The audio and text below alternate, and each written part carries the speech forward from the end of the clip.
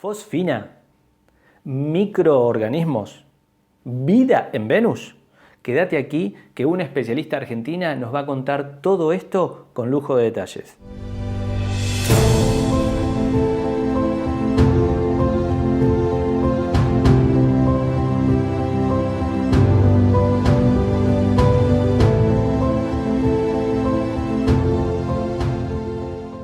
Estuvimos hablando con la doctora Jimena Abrevaya, doctora en Ciencias Biológicas por la Universidad de Buenos Aires y especialista en astrobiología, una argentina número uno dedicada a estos temas, que nos contó qué es esto de la existencia de fosfina en Venus y todo lo que eso implica en la posibilidad, quizás más adelante podremos comprobarlo o no, de nada más ni nada menos que existencia de vida microorgánica en el planeta Venus, nuestro planeta vecino.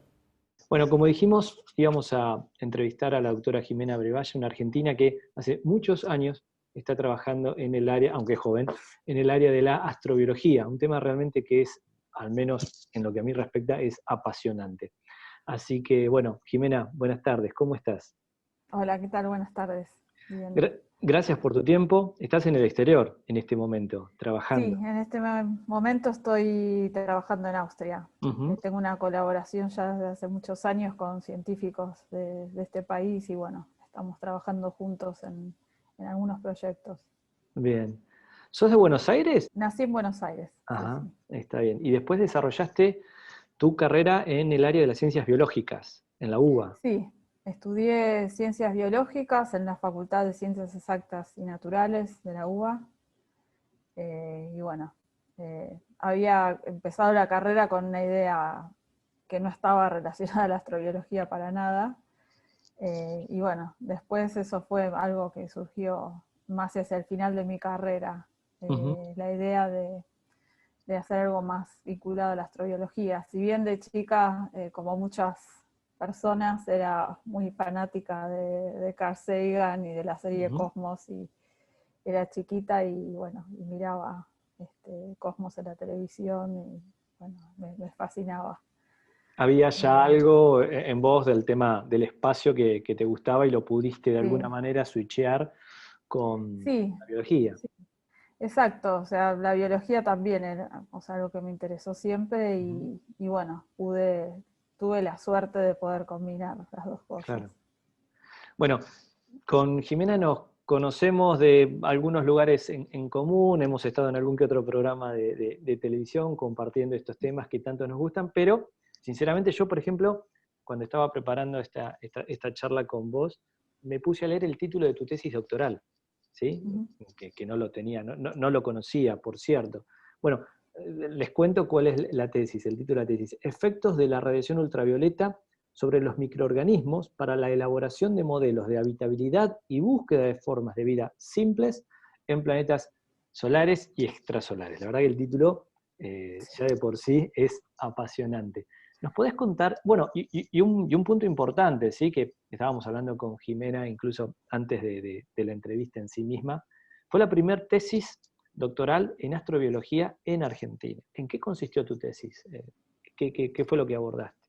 Bueno, mi tesis tuvo varias partes en realidad y varios temas, pero bueno, en líneas generales se basó primeramente en el estudio de cómo la radiación ultravioleta de las estrellas puede limitar la posibilidad de encontrar vida en un planeta o de que exista vida en un planeta.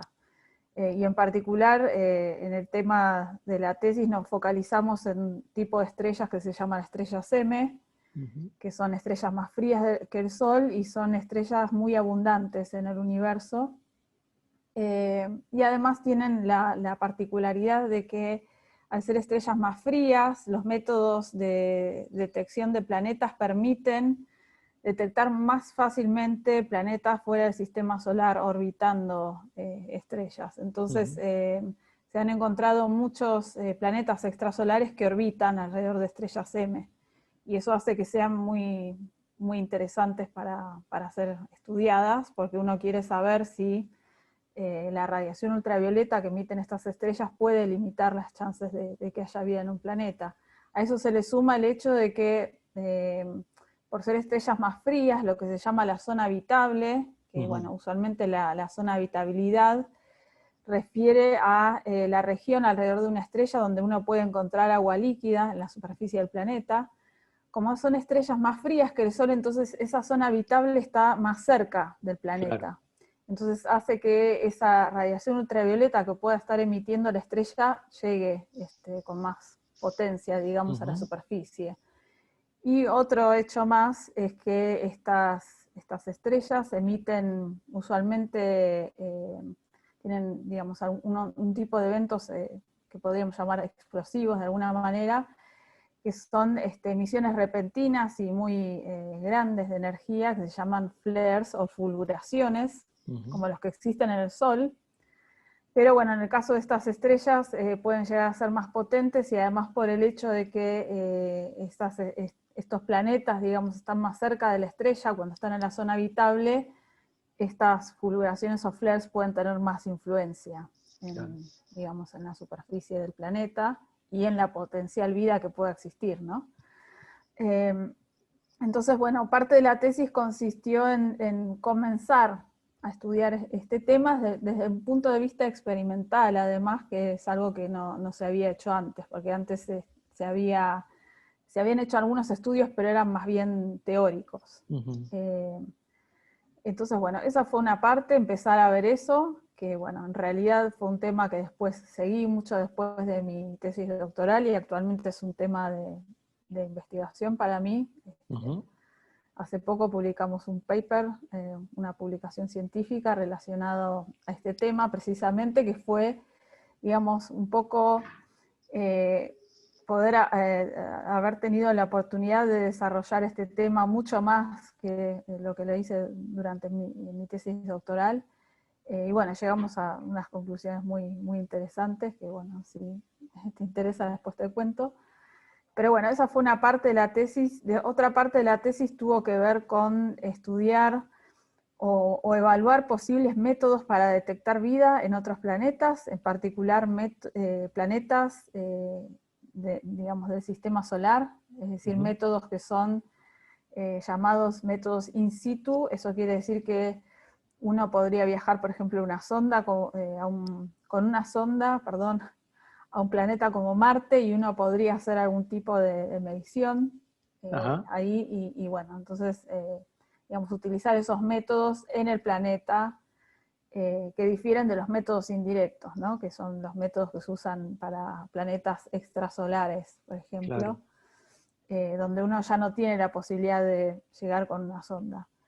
Entonces, bueno, en ese tema en particular trabajé en lo que se llaman métodos bioelectroquímicos. Es algo así como métodos que, digamos, tienen en cuenta una propiedad fundamental de la vida, que es el metabolismo, es la capacidad de intercambiar materia y energía con el medio. Es algo que creemos es una propiedad, podríamos llamarlo universal de la vida, porque bueno, no, o sea, es difícil extrapolar hacia fuera de la Tierra, ¿no? Porque con las licencias del caso, digamos. Con las licencias del caso, pero bueno, es un método que uno podría llegar a pensar que podría existir en la vida en general, dentro y fuera de la Tierra. Y en estos procesos, digamos, electroquímicos, uno lo que detecta es, bueno, una especie de intercambio de electrones que hay en esos procesos metabólicos, y uno tiene la posibilidad de censar, la posibilidad de ver, digamos, en la muestra, si puede haber vida o no.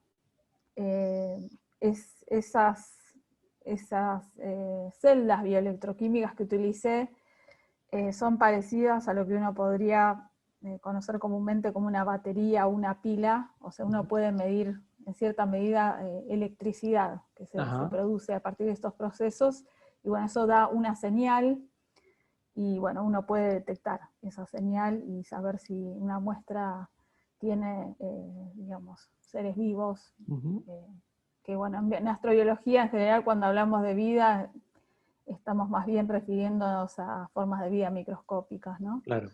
Es ese tipo de vida que apuntamos a detectar en principio. Entonces, bueno, uno podría detectar, por ejemplo, vida como microorganismos o bacterias, lo que más nos resulta familiar son las bacterias, probablemente a la gente le resulte más familiar Claro.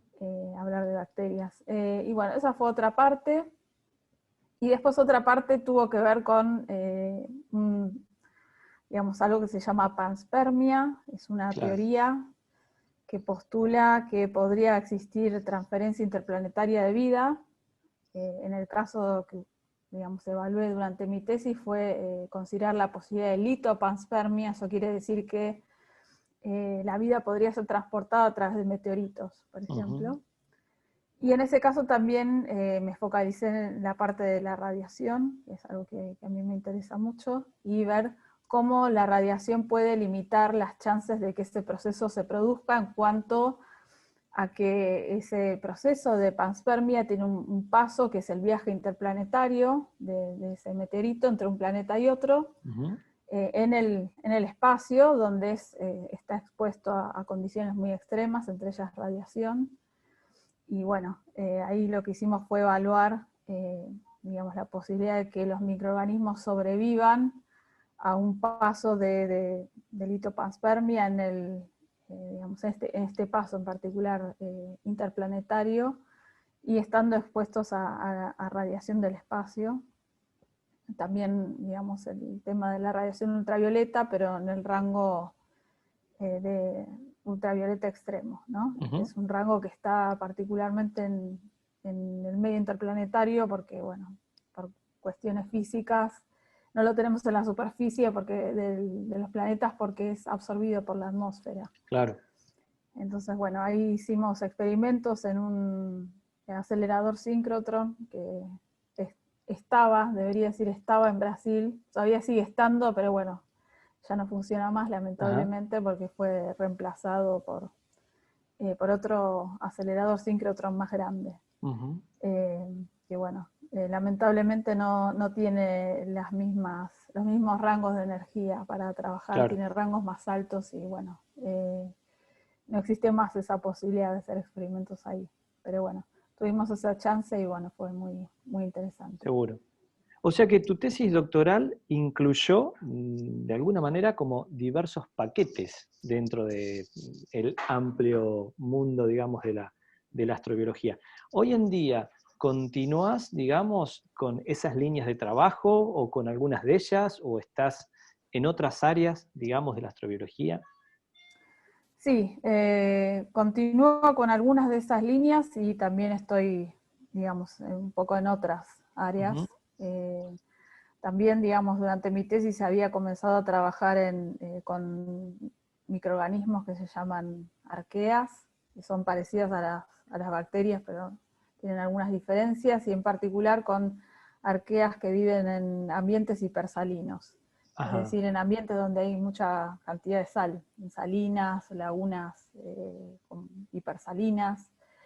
Y esos ambientes son interesantes porque son ambientes extremos y, por ejemplo, sabemos que en Marte hay ambientes hipersalinos. Entonces resulta de interés estudiar el ejemplo que tenemos en la Tierra de esos ambientes hipersalinos como para Ujú. poder hacer una extrapolación a los ambientes de Marte y adicionalmente a eso estudiar cómo es la vida en esos ambientes para también poder saber cómo podría ser la vida en Marte en Claro. ambientes similares.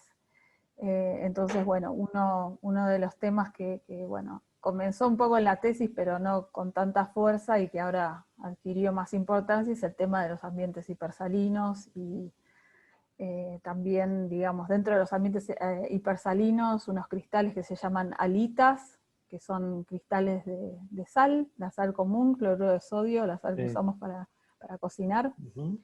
Eh, en el ambiente, o sea, están estas sales y bueno, lo que vemos, por ejemplo, en algunas lagunas donde hay mucho cloruro de sodio, esta sal, lo que sucede es que cuando el agua se evapora por procesos naturales, por ejemplo, por cambios estacionales, por ejemplo, en el verano, en lugares, por ejemplo, pensamos en lugares como en desiertos o zonas digamos, zonas desérticas en África o semidesérticas, donde hay estas lagunas hipersalinas, también en Chile, por ejemplo, en el desierto de Atacama, en ciertas épocas del año esas lagunas empiezan a perder agua y el agua se evapora, y al evaporarse se forman naturalmente estos cristales.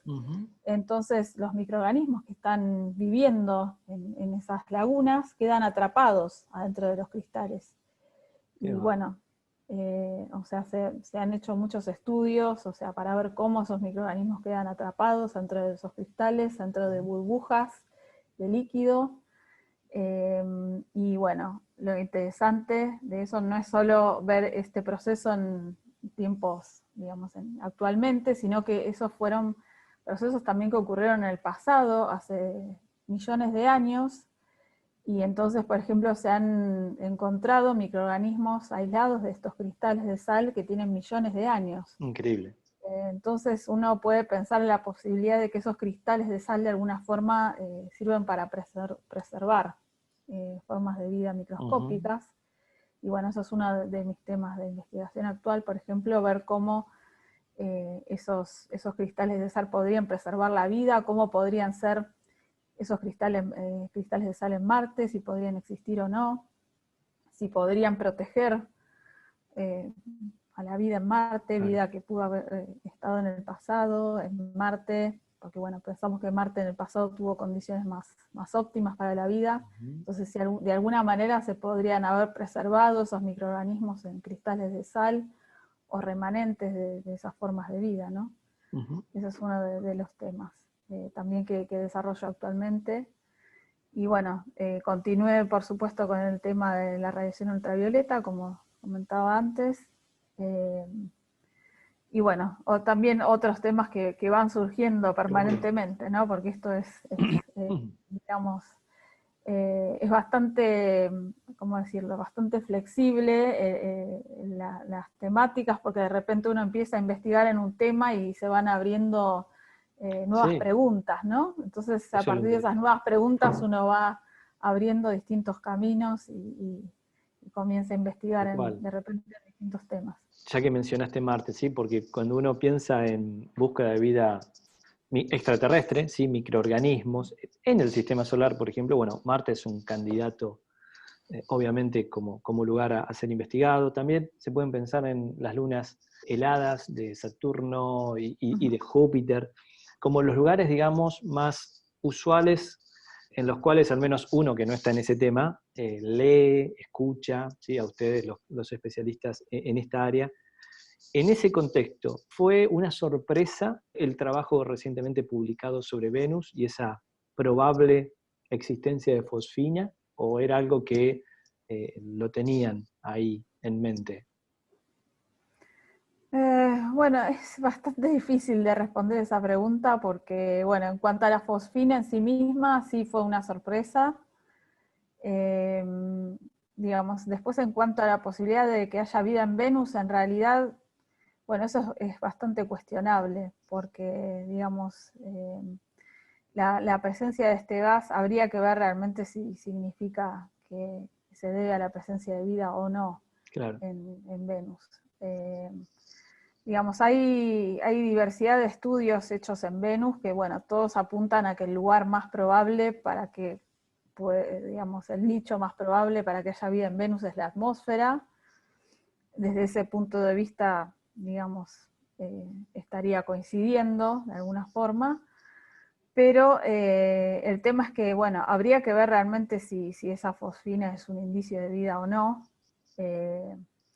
porque bueno, podría deberse a un proceso no relacionado con la vida. Claro, un proceso abiótico, Un digamos. proceso que se llama abiótico, exacto, no relacionado con la presencia de vida. Claro. Entonces, bueno, en realidad con Venus hubo como, yo diría como distintas épocas en cuanto al interés que hubo sobre Venus. Ajá. En los años 60, 70 comenzó a haber interés sobre estudiar Venus y ver las posibilidades de que haya vida en Venus, que bueno, fue algo que se prolongó en el tiempo, más o menos hasta los años 80, con las ondas Venera, por ejemplo, que envió Rusia. Y después es como que un poco se empezó a perder el interés en Venus, y de hace un par de años atrás es como que ese interés volvió de alguna forma, como que se empezó a estudiar Venus cada vez más de nuevo y se empezó como a reconsiderar como el lugar potencial para buscar vida. Ujú. Y bueno, o sea, desde hace un par de años hacia este momento, digamos, empezaron otra vez a surgir investigaciones, y yo creo que esta investigación que se hizo sobre la fosfina tiene que ver también con eso, ¿no? Claro, Con reconsiderar a Venus como un planeta potencial candidato. exacto, para la vida.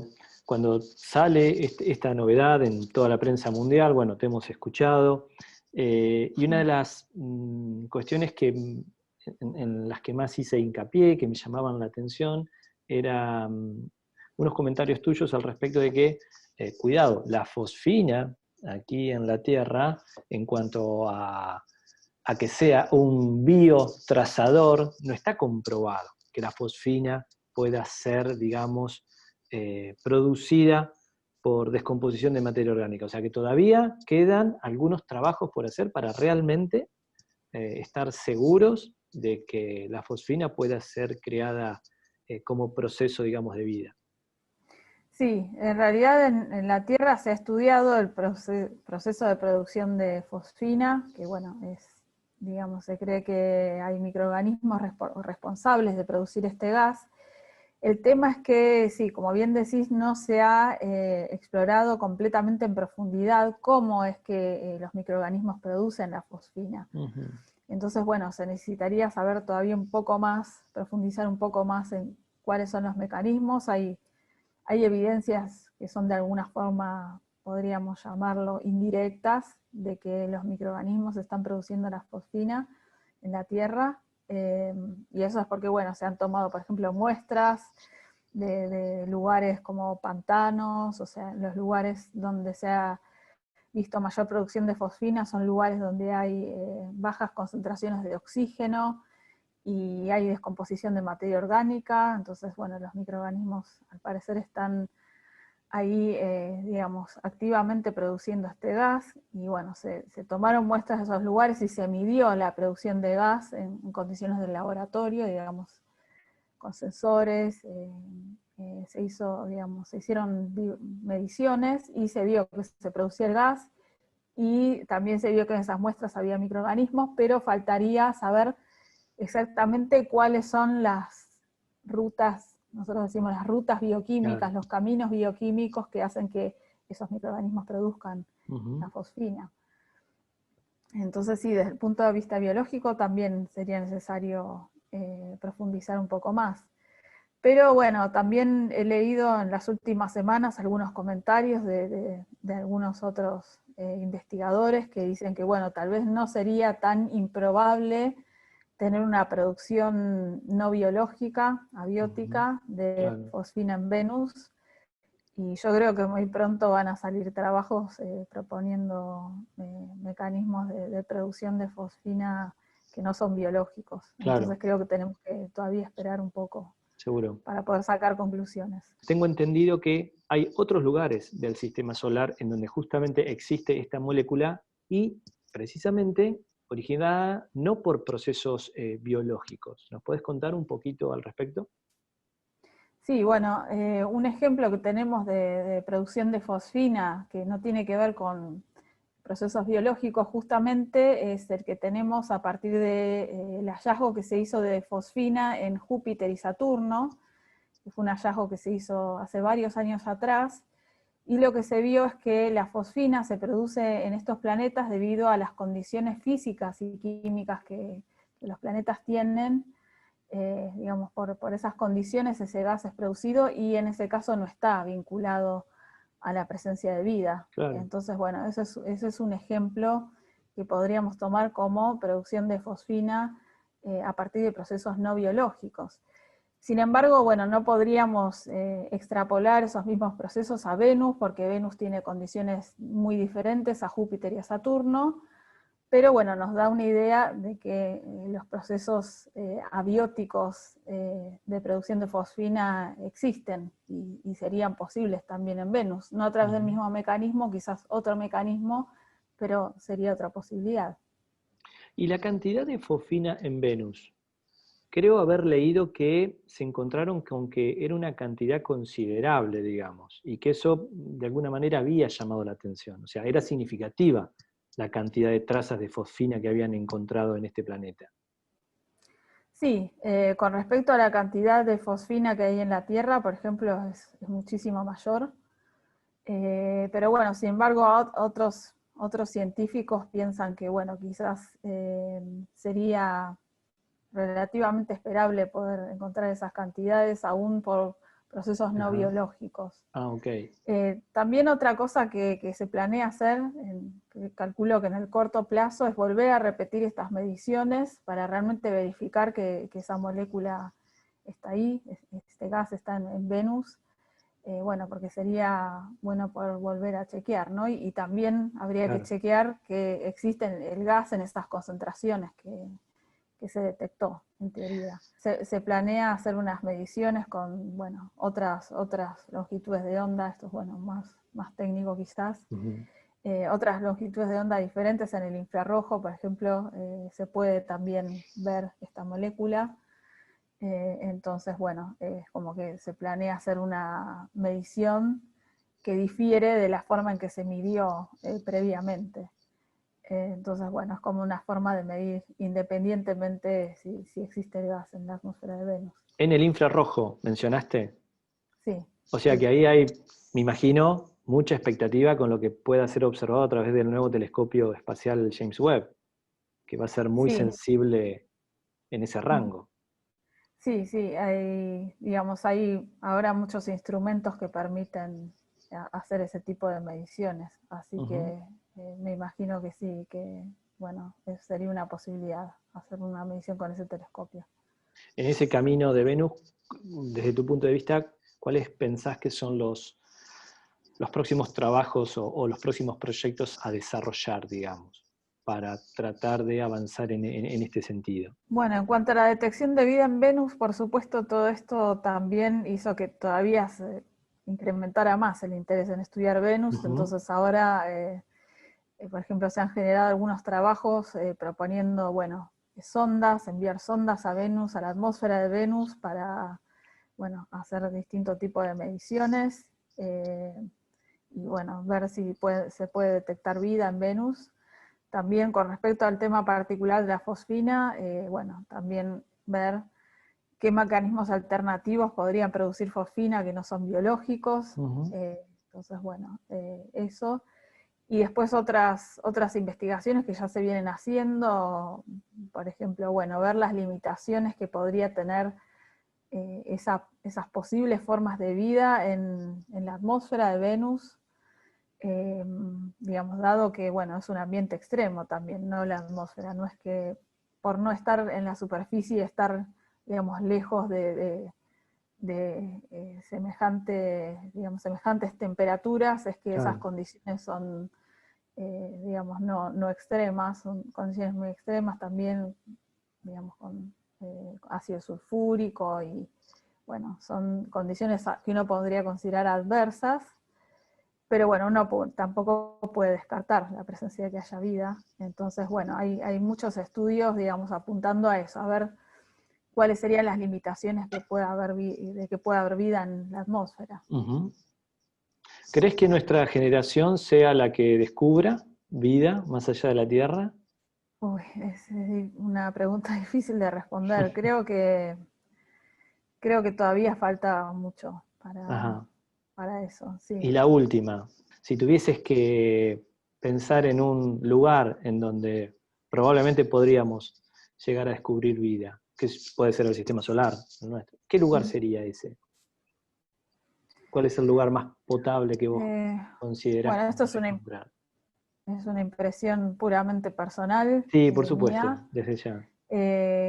Yo creo que Marte Ujú. es uno de los mejores candidatos para detectar vida. No solo porque las condiciones, digamos, nos abren la posibilidad de pensar de que puedan haber chances de que haya vida ahí, sino también porque ya se hicieron muchos estudios sobre Marte, es un lugar que se ha explorado bastante, porque tenemos la posibilidad de viajar ahí, al menos por ahora con sondas, no Ujú. sabemos si más adelante podrían haber viajes tripulados, porque bueno, también se planea en algún momento hacer una misión donde se puedan retornar muestras Claro. A la Tierra.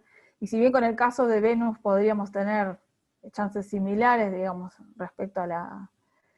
También es un lugar relativamente cercano, bueno, yo creo que desde el punto de vista biológico, yo creo que Marte tiene más chances de ser un posible lugar para que exista vida más que Que Venus. otros. Ujú, genial. Sí. Bueno, Jimena, que continúen tus éxitos, que por cierto son muchos ya, y muchísimas gracias por tu tiempo, muy generoso de tu Bueno, parte. muchas gracias. Cuídate y que Hasta sigas bien. pronto. Gracias, Chao. igualmente. Chao, hasta pronto.